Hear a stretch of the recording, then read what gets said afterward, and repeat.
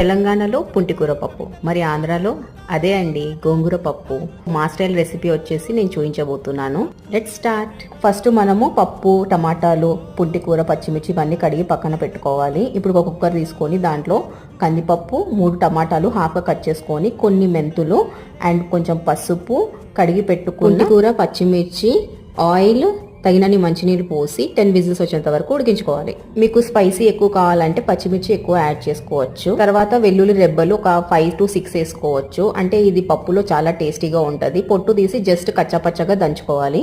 ఆవిరంతా పోయాక cooker whistle తీసేసి పప్పు అంతా వేరే గిన్నెలోకి షిఫ్ట్ చేసుకోవాలి.